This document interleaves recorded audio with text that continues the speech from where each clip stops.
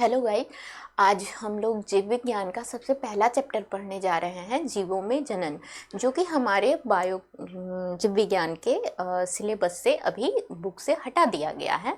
लेकिन चूंकि इसमें हम लोगों को बेसिक पढ़ना होता है, इसीलिए हम लोग इस चैप्टर को भी मेंशन कर रहे हैं और पढ़ रहे हैं। फिर इसके बाद हम लोग जो नेक्स्ट चैप्टर है, फ्लावरिंग प्लांट का रिप्रोडक्शन, पुष्प पादपों में जो जनन है, उसके बारे में हम लोग नेक्स्ट क्लास में पढ़ेंगे। ठीक है, तो आज हम लोग स्टार्ट करने जा रहे हैं जीवों में जनन, जो कि हमारे 12th क्लास का पहला चैप्टर पहले हुआ करता था। ठीक है, तो इसमें हम लोगों को कुछ बेसिक पढ़नी होती है। तो सबसे पहला हम लोग जानते हैं कि जीवों में जनन, तो हमको जानना है कि जनन आखिर है क्या और जीवों में जनन कैसे होता है, इसी के विषय में हम लोगों को इस चैप्टर में जानना है। तो सबसे पहले हम लोग स्टार्ट करते हैं कि व्हाट इज जनन, आखिर होता क्या है। दूसरी बात कि कुछ बेसिक पॉइंट है, उसको हम लोग डील करते हुए पहले चलेंगे कि क्या होता है। तो सबसे पहला आता है जीवन अवधि, लाइफ पीरियड बोला जाता है इसको। तो सबसे पहला टॉपिक है जीवन अवधि। जीवन अवधि या जीवन काल। तो जीवन अवधि या जीवन काल होता क्या है? तो मान लो कि किसी भी इंसान की सबसे पहली किसी भी इंसान की क्या होती है? जन्म होती है। और फिर कोई इंसान अगर जन्म लिया है तो उसकी मृत्यु निश्चित होती है। पहले जन्म होगी फिर मृत्यु होगी। तो एक इंसान का जिसका भी जन्म हो रहा है, या कोई भी वैसे प्राणी जिसमें लाइफ है, अगर उसका जन्म हो रहा है तो स्वाभाविक सा बात है कि उसकी मृत्यु भी निश्चित है। जन्म के साथ मृत्यु फिक्स हो जाती है।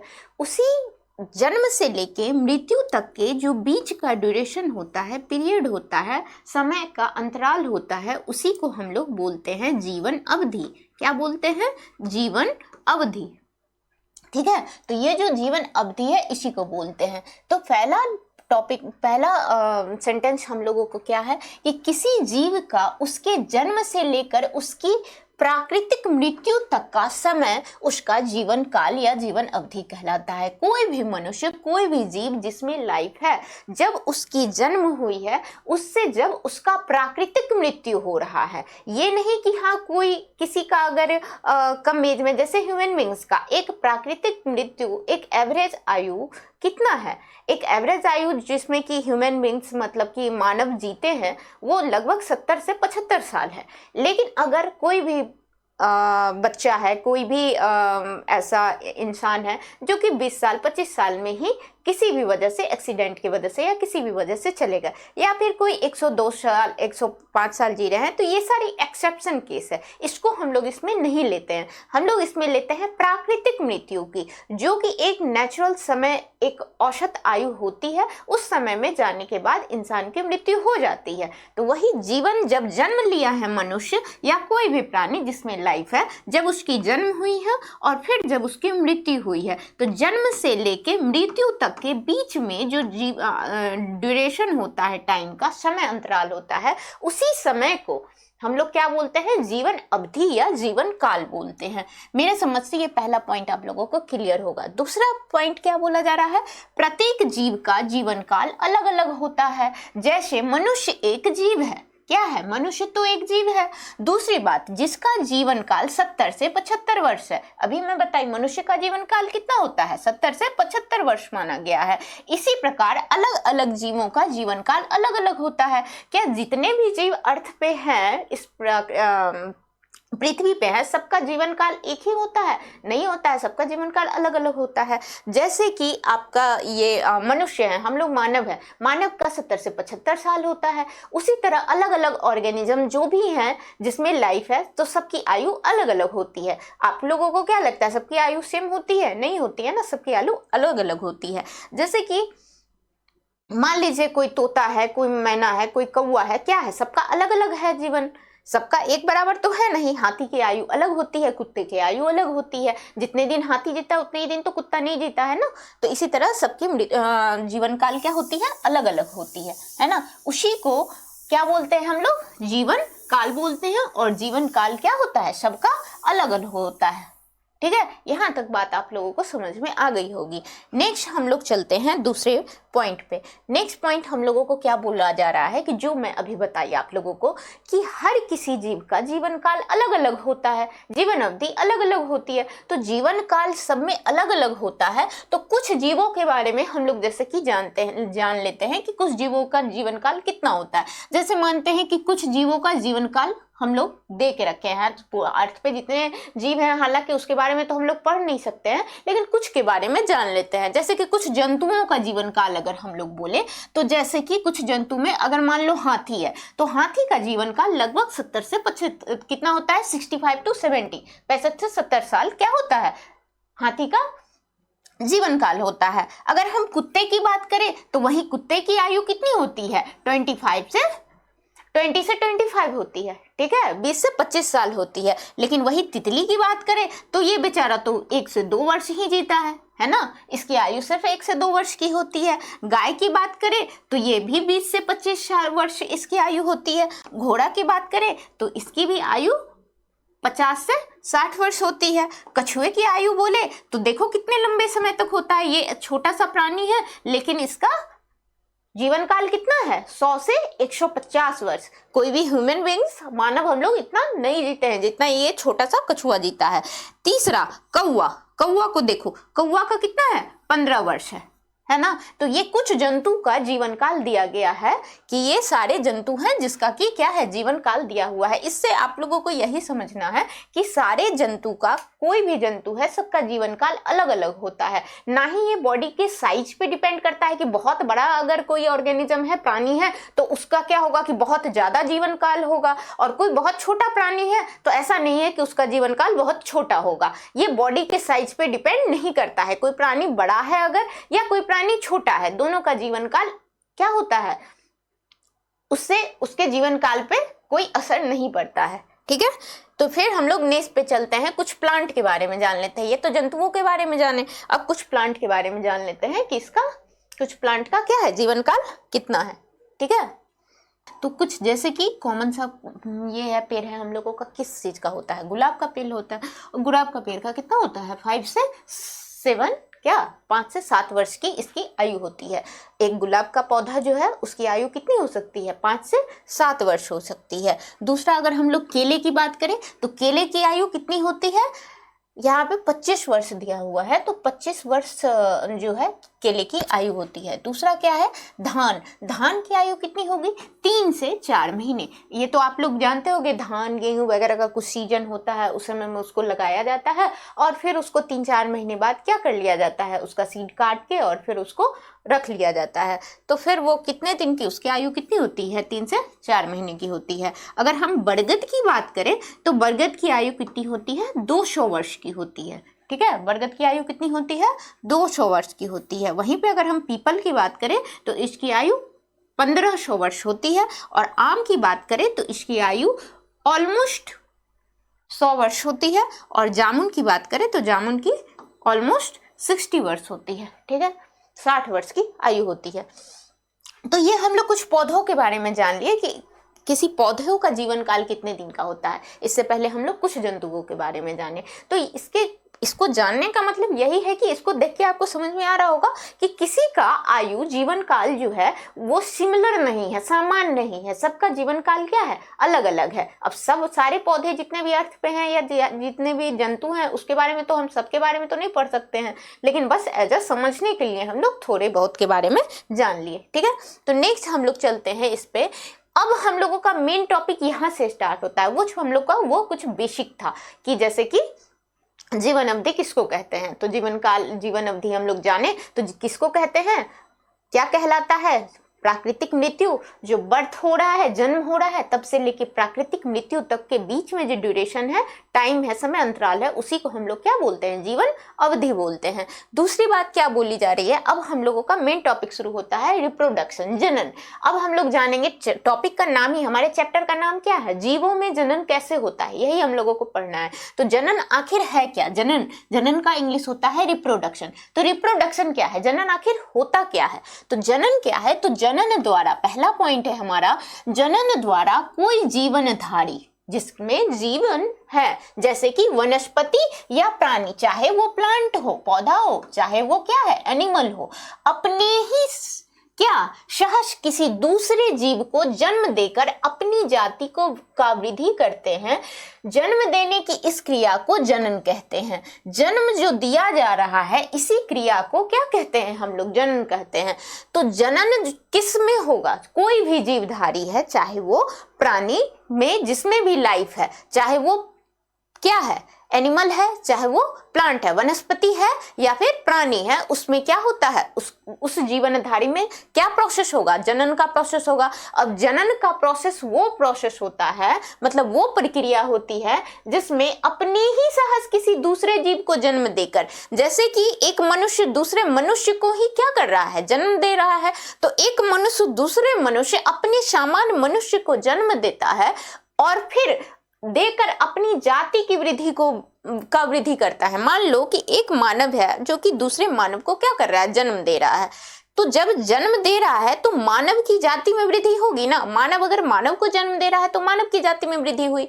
अगर मान लो कोई एनिमल की बात करें, जैसे अगर कोई डॉग है या फिर काव है, अगर वो अपनी जाति की उसको वृद्धि करना है तो वो अगर अपने बच्चे को जन्म दे रहा है तो क्या होगा, काव है या फिर डॉग है, उसकी जाति में वृद्धि होगी, है ना। तो मानव अपने समान मानव को जन्म दे रहा है और उसी से उसकी जाति में क्या हो रही है, वृद्धि हो रही है। 1 से 2 बन गया, है ना, 2 से 4 हो जा रहे हैं, तो उसी को क्या कहा जा रहा है, वृद्धि। तो वृद्धि हो रही है ना यहाँ पे, तो उसी को कहा जा रहा है अपनी जाति की वृद्धि करता है। और यही जन्म देने की इसी क्रिया को हम लोग क्या कहते हैं, जनन कहते हैं।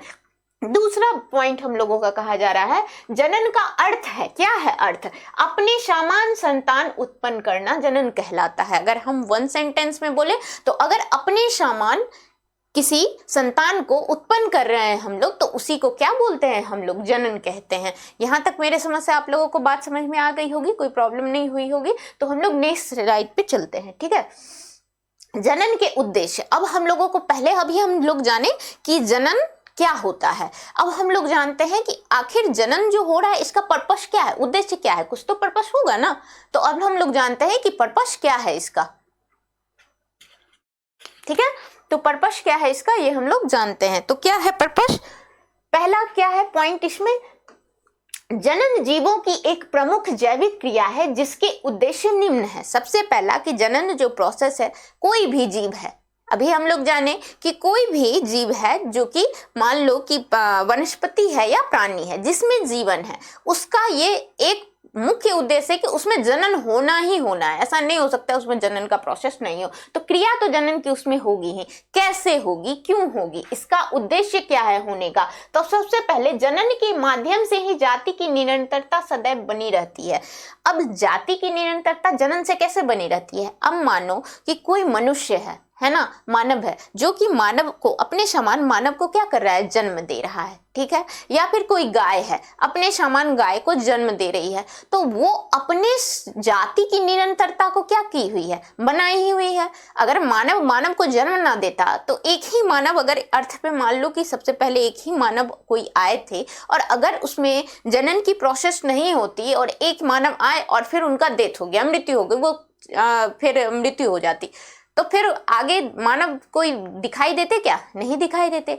तो अगर एक मानव दूसरे मानव को जन्म दे रहा है तभी तो वो अपने जाति की निरंतरता को बनाए हुए हैं। तो इसीलिए जनन का जो प्रोसेस होता है, क्रिया होती है, जनन के माध्यम से ही एक जाति की निरंतरता सदैव बनी रहती है। अगर नहीं हो तो जाति ही खत्म हो जाएगी, ठीक है। दूसरी बात बोली जा रही है, दूसरा पॉइंट हमारा क्या है, जीव जनन करते हैं, जीव क्या करते हैं, जनन करते हैं और अपनी समान संतति उत्पन्न करते हैं। जो भी जीव होता है वो अपनी समान संतति उत्पन्न करता है। मानव है तो मानव अपनी समान संतति उत्पन्न करता है ना। गाय है तो गाय अपनी समान संतति उत्पन्न करती है, बकरी है तो बकरी अपने समान संतति उत्पन्न करती है। ऐसा थोड़ी होता है बकरी है और गाय उत्पन्न कर दी, ऐसा तो हो नहीं सकता है। तो अपने समान ही संतति को उत्पन्न करता है। तो जीव क्या करते हैं, पहले जनन करते हैं और फिर अपने समान संतति को क्या करते हैं, उत्पन्न करते हैं, जिससे उनकी संख्या में वृद्धि होती है। अब कोई मानव को जन्म दे रहा है, यही वाली बात है कि जाति की निरंतरता को सदैव बनाए रखता है, या फिर बोलो कि संख्या में वृद्धि करता है, जाति की निरंतरता को भी बनाए रखता है। और संख्या में अगर एक मानव दूसरे मानव को जन्म दे रहा है तो स्वाभाविक सी बात है कि उसकी संख्या में तो वृद्धि हो रही है ना, 1 से 2 हो गया, फिर 2 से फिर वो जो बच्चा आज जन्म लिया है कल को वो फिर मैच्योर होगा, ग्रो होगा और फिर एडल्ट में जाएगा और फिर वो रिप्रोड्यूस करेगा, मतलब फिर वो जनन करेगा, फिर वो प्रोड्यूस करेगा, है ना। तो फिर वो दूसरा बच्चे को प्रोड्यूस करेगा तो फिर दूसरा बच्चा बन जाएगा। तो इसी तरह से क्या हो जाएगा, इसकी प्रोसेस, इस प्रोसेस की वजह से इसमें क्या हो जाएगी, वृद्धि होती रहेगी। तो यही बोला जा रहा है कि अपने समान संतति को उत्पन्न करते हैं जिससे उनकी संख्या में वृद्धि होती रहती है, 1 से 2, 2 से 4, 4 से 8 बनते रहता है। तीसरी पॉइंट बोली जा रही है कि जनन से विविधताएं उत्पन्न होती है और विविधताओं से विकास होता है। जनन से सबसे पहली बात है कि क्या बोला जा रहा है, जनन से विभिन्न विविधताएं उत्पन्न होती है। विविधताएं उत्पन्न होती है मतलब जनन का अगर प्रोसेस नहीं होता तो इतने सारे विविधताएं आती कहां से। अगर मान लो कि जनन का प्रोसेस हो रहा है तो ही तो मानव ही है, तो मानव, सारे मानव एक जैसे दिखते हैं, कोई काला है, कोई गोरा है, कोई मोटा है, कोई छोटा है, कोई लंबा है, कोई छोटा है ना। तो सारे मानव भी हैं, तो मानव में भी इतनी सारी वैरायटी है, तो सब में विभिन्नताएं जो उत्पन्न हो रही है, ये विविधता आ कहां से रही है। अगर सारे मानव समान होते तो विविधता आती ही नहीं, या कोई भी है तो अगर सारे समान होते तो विविधता नहीं आती, लेकिन विविधताएं आ रही है। और विभिन्नताएं कौन उत्पन्न करता है, विभिन्नताएं उत्पन्न इसलिए होती है क्योंकि विविधताओं से ही विकास होता है। अगर विविधता होगी तो ही क्या होगा, विविधता से विकास होगी, ठीक है। विकास मतलब इवोल्यूशन कहा जाता है उसको, मतलब उसमें कुछ चेंजिंग आ रहा है, ठीक है। चेंजिंग आता है तभी तो बोला जाता है उसको कि विकास हो रहा है। दूसरी बात बोली जा रही है, नेक्स्ट पॉइंट की ओर हम लोग चलते हैं। नेक्स्ट पॉइंट में बोला जा रहा है, जनन के द्वारा ही किसी जीव की मृत्यु होने पर भी उसकी जाति का अस्तित्व बना रहता है, ठीक है। इस पॉइंट में आप लोगों को कोई दिक्कत नहीं होगी। जो हम लोग ऊपर पढ़े हैं, निरंतरता बनाता है, संख्या में क्या करता है, वृद्धि करता है, दोनों ऑलमोस्ट सिमिलर है। और तीसरा भी उसी बात को बोला जा रहा है। अगर मान लो कि किसी मनुष्य, कोई मानव है, मनुष्य है, अगर जनन का प्रोसेस नहीं होता तो क्या वो मनुष्य आया, जो मैं अभी बताई कि मनुष्य आया फिर वो मनुष्य चला गया, मृत्यु हो गई उसकी, तो फिर उसकी जाति कैसे, का अस्तित्व कैसे रहता, मानव का अस्तित्व ही नहीं रहता। लेकिन अगर जनन हुआ है ना, तो मानव का क्या हुआ, आज अस्तित्व दिख रहा है। तो वही बोली जा रही है, जनन के द्वारा ही किसी जीव की मृत्यु होने पर भी कोई मनुष्य आया, अगर वो जनन किया, फिर अपने समान क्या हुआ, संतति उत्पन्न किया, तो उसकी जाति का अस्तित्व तो बना हुआ है ना। वो मर भी गया, उसकी मृत्यु हो गई, लेकिन उसके समान क्या है, संतति, उसका अपना जीन, वो क्या है, सामने आज भी एग्जिस्ट कर रहा है ना। तो वही बोली जा रही है कि उसका जाति का अस्तित्व आज भी बना हुआ रहता है। इंसान मर जाता है लेकिन चूंकि उसके संतान के रूप में उसका अस्तित्व फिर भी रहता है, वही बात बोली जा रही है। तो यहाँ तक आप लोगों को मेरे समझ से क्लियर हो गई होगी, ठीक है। यही है जनन के उद्देश्य। जनन का उद्देश्य मेन यही है कि अपने जाति की निरंतरता को बनाए रखता है, संख्या में वृद्धि होता है जनन के प्रोसेस से, और फिर इंसान मर भी जाता है तो भी क्या होता है, उसमें आप ये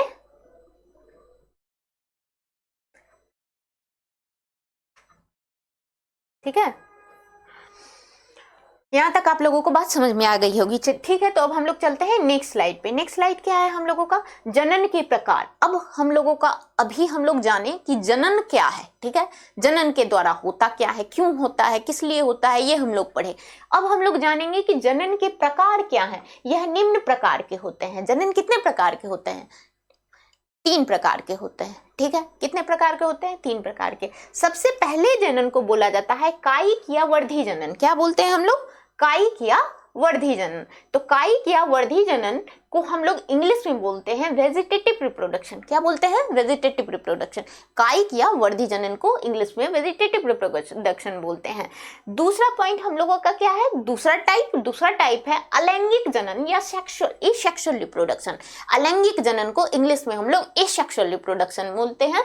और फिर हम लोग का थर्ड टाइप है लैंगिक जनन, जिसको हम लोग सेक्सुअल रिप्रोडक्शन बोलते हैं, ठीक है, क्या बोलते हैं हम लोग इसको? सेक्सुअल रिप्रोडक्शन बोलते हैं। तो कायिक जनन या वर्धी जनन ये है वेजिटेटिव रिप्रोडक्शन। ये जनरली आपका प्लांट में होता है। किसमें होता है? प्लांट में होता है, पौधा में होता है। लेकिन अलैंगिक जनन ये जनरली आपका यूनिसेक्सुअल एनिमल में होता है। यूनिसेक्सुअल क्या ऑर्गेनिज्म में होता है, ऑर्गेनिज्म में होता है। ठीक है, ये हम लोगों का जनरली यूनिसेक्सुअल ऑर्गेनिज्म में होता है। और जो लैंगिक जनन है, ये लैंगिक जनन ये ऑलमोस्ट सारे जो भी मल्टी सेलुलर ऑर्गेनिज्म है ऑलमोस्ट उसमें क्या होता है? ये लैंगिक जनन होता है। जैसे ह्यूमन बींग्स है ना, मानव में भी क्या होता है? कौन सा जनन होता है? लैंगिक जनन होता है। ठीक है, यहां तक मेरे समझ से आप लोगों को बात समझ में आ गई होगी। ठीक है, तो जनन कितने प्रकार का होता है, जनन क्या होता है ये हम लोग जान लिए, जनन कितने प्रकार का उद्देश्य क्या था ये हम लोग जान लिए। और उसके बाद हम लोग जाने कि जनन के कितने प्रकार होते हैं। तो जनन 3 प्रकार का होता है, 3 टाइप का होता है, कायिक या वर्धी जनन, अलैंगिक जनन और लैंगिक जनन। अब हम लोग क्या करेंगे कि नेक्स्ट जो है इसको पूरा डिटेल्स में पढ़ेंगे कि कायिक या वर्धी जनन क्या है, अलैंगिक जनन क्या है या लैंगिक जनन है। तो अब हम लोग इसके पूरे टाइप को क्या करेंगे? अच्छे से पढ़ेंगे। ठीक है, ठीक है, तो हम लोग अब चलते हैं यहाँ पे नेक्स्ट स्लाइड में।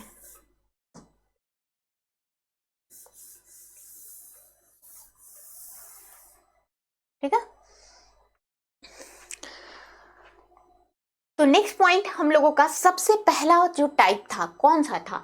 कायिक या वर्धी जनन, जिसको हम लोग कह रहे थे वेजिटेटिव रिप्रोडक्शन। क्या कह रहे थे? वेजिटेटिव रिप्रोडक्शन इंग्लिश में कहते हैं, हिंदी में क्या कहते हैं इसको? कायिक जनन या वर्धी जनन। ठीक है, तो कायिक जनन या वर्धी जनन अभी मैं बताइए जनरली किस में होता है? पौधा में होता है, प्लांट में होता है। तो सबसे पहला पॉइंट हम लोग इसका पढ़ते हैं। सबसे पहला पॉइंट क्या है?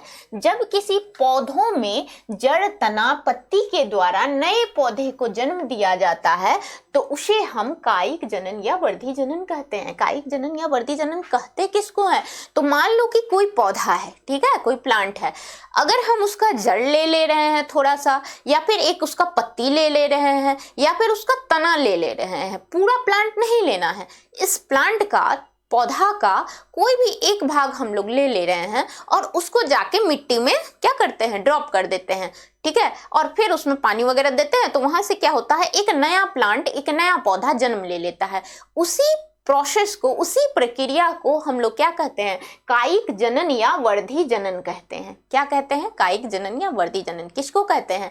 चाहे पौधा का हम लोग कुछ भी ले, पत्ता ले, तना ले, या फिर क्या कर ले, उसका जड़ ही ले और फिर उसमें से थोड़ा सा टुकड़ा लेके उसको कहीं पे लगा देते हैं मिट्टी में, तो वो क्या करता है? उससे एक नया प्लांट बन जाता है। पूरा प्लांट की जरूरत नहीं होती है हम लोगों को, एक थोड़ा सा टुकड़ा लिए तो एक प्लांट से दूसरा प्लांट बन रहा है ना, एक पौधा से दूसरा पौधा बन रहा है। उसी प्रोसेस को हम लोग क्या कहते हैं? उसी प्रक्रिया को कायिक जनन या वर्धी जनन कहते हैं। ठीक है, दूसरा हम लोगों का आता है क्या? दूसरा पॉइंट क्या है हम लोगों का? नए पौधे जैसे अकारिकी वो अनुवांशिक रूप से अपने मातृ पौधे के एकदम समान होते हैं। वो इनके गुण अपने मातृ पौधे के एकदम समान होता है। इनका जो गुण है, या फिर आप उसको बाहरी रूप से बोलो, चाहे वो अनुवांशिक रूप से बोलो, मतलब कि उसके अंदर जो जीन है, जेनेटिक मटेरियल है, उसका अनुवांशिकी है उसके अंदर जो, या फिर उसका आकारिकी मतलब उसका आकार, शेप, साइज, कलर जो भी रहेगा वो बिल्कुल अपने मातृ पौधे जैसे, मतलब जो पौधा उसका पेरेंट्स प्लांट है उसी के जैसा जो बच्चा, जो न्यू प्लांट होगा वो भी बिल्कुल क्या होगा? सेम होगा अपने पेरेंट्स प्लांट्स के। ठीक है, नए पौधा, जो भी नया पौधा हम लोग बनाए हैं, चाहे जड़ लिए, चाहे तना लिए, चाहे पत्ती लिए, जो भी चीज हम लोग लिए, उससे जो न्यू पौधा, नया पौधा बन के तैयार हुआ है, वो जो पुराना पौधा था जिससे कि हम लोग उसका जड़, तना या जो कुछ भी लिए थे जिससे हम लोग ये नया पौधा बनाए हैं, ये बिल्कुल उसी पौधे के जैसा होगा। उस दोनों में कोई भी डिफरेंस नहीं होगा। चाहे वो डिफरेंस क्या है, चाहे वो अंतर बाहर से दिखने वाला अंतर हो या अनुवांशिक रूप का अंतर हो, दोनों में से कोई अंतर उसमें नहीं पाया जाएगा। वो अनुवांशिक रूप से भी बिल्कुल उसी पौधे, पुराने पौधे जैसा होगा, और आकारिकी रूप से मतलब देखने में भी बिल्कुल सिमिलर होगा। किससे? अपने पुराने पौधे जैसा। तो ये वाला पॉइंट भी आप लोगों का मेरे समझ से क्लियर हो गया होगा, कोई दिक्कत नहीं होगी। थर्ड पॉइंट में हम लोग चलते हैं। थर्ड पॉइंट में क्या बोला जा रहा है, मातृ पौधे का वह भाग जो नए पौधे को बनाता है। अब जिस पौधे से हम लोग क्या कर रहे हैं, जड़, तना या पत्ता जो भी ले रहे थे, उस पौधे को हम लोग क्या कहते हैं, मातृ पौधा बोलेंगे, ठीक है। और जो नया पौधा बन रहा है, तो मातृ पौधे का वह भाग, जो भाग हम लोग ले रहे हैं, ठीक है, मातृ पौधे से ही ले रहे हैं, तो मातृ पौधे का वह भाग जो नए पौधे को बनाता है। अब जिससे ले रहे हैं तो वो मातृ पौधा से ले रहे हैं और उससे नया भाग क्या कर रहा है, नया पौधा बन रहा है, तो उस भाग को उसे कायिक प्रवर्धक कहते हैं। मान लो कि कोई मातृ पौधा था यहाँ पे, ठीक है, उस मातृ पौधा से यहाँ पे जो इसका लीफ था, इसी लीफ को हम लोग क्या किए, ले लिए। अब इस लीफ को लेके और यहाँ पे हम लोग दूसरे जगह इसको क्या किए, लगा दिए। तो जो यहाँ पे हम लोग लगाए हैं सॉइल में, ठीक है, तो यहाँ पे जो लगाए हैं इस लीफ को, तो ये जो मातृ पौधे से लेके और फिर यहाँ पे जो इसी लीफ को लगाए और उससे जो नया पौधा बन के तैयार हो गया है, ये जो लीफ का पार्ट लिए थे यहाँ से, इसी को हम लोग क्या कहते हैं, कायिक प्रवर्धन कहते हैं। क्या बोलते हैं, नए पौधे को बनाता है उसे कायिक प्रवर्धन कहते हैं। क्या कहेंगे उसको, कायिक प्रवर्धन किसको कहते हैं। ये पॉइंट आप लोगों को क्लियर हुआ होगा कि मातृ पौधा से जो भाग लेते हैं नए पौधे को बनाने के लिए, और मातृ पौधा का वह भाग जो कि नया पौधा को बना रहा है, उसी भाग को क्या बोलते हैं हम लोग, कायिक प्रवर्धक करते हैं। जो या तो क्या हो सकता है, जड़ हो सकता है, तना हो सकता है, वो पत्ती, इनमें से कोई भी हो सकता है, ठीक है, कोई भी हो सकती है, जरूरी नहीं है कि यही हो, कुछ भी हो सकता है, जो भी हम लोग मातृ पौधा में से ले रहे हैं, ठीक है। तो नेक्स्ट पॉइंट हम लोग चलते हैं। यहाँ तक आप लोगों का मेरे समझ से क्लियर हो गया होगा। वेजिटेटिव रिप्रोडक्शन किसको कह रहे हैं, वेजिटेटिव रिप्रोडक्शन कायिक जनन में और भी है। कायिक जनन अभी हम लोगों का थोड़ा सा लंबा चलता है, इसमें बहुत सारा टाइप आप लोग को पढ़ना पड़ता है, पूरा खेती बाड़ी सीख जाओगे अगर कायिक जनन पढ़ लिए तो। पौधे में कैसे क्या होता है, नहीं होता है, पौधे में कौन सा पौधा आपको लगाना होता है, कैसे लगाना होता है, सब सीख जाओगे।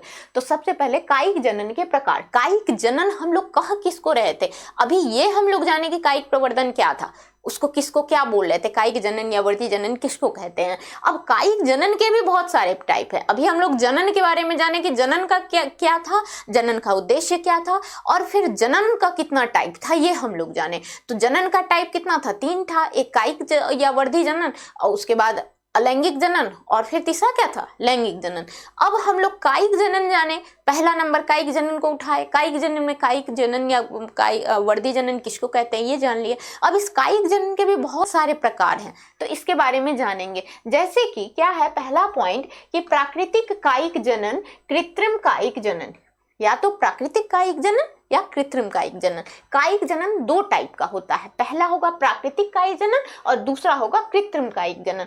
प्राकृतिक कायिक जनन मतलब प्रनाम से ही पता चल रहा है क्या है, प्राकृतिक रूप से ये कायिक जनन हो रहा है ना, इसमें किसी मनुष्य का, किसी भी इंसान का कोई योगदान नहीं है। लेकिन कृत्रिम कायिक जनन मतलब ये आर्टिफिशियल रूप से हो रहा है, तो ये जो जनन होगा ये मानव द्वारा करवाया जाएगा, ये प्लांट में, पौधे में खुद से नहीं होगा, ये मानव के द्वारा क्या होगा, करवाया जाएगा, ठीक है।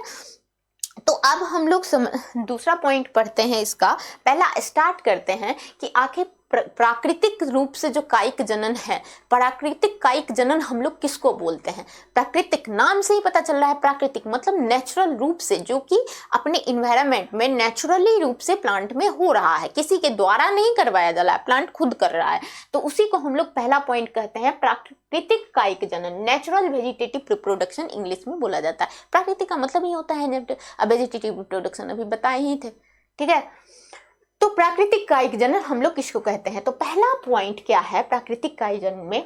प्राकृतिक कायिक जनन में स्वतः ही पौधे का रूपांतरित भाग या कायिक प्रवर्धक अंकुरित होकर नए पौधे को जन्म देता है। प्राकृतिक कायिक जनन की विधियां निम्न है।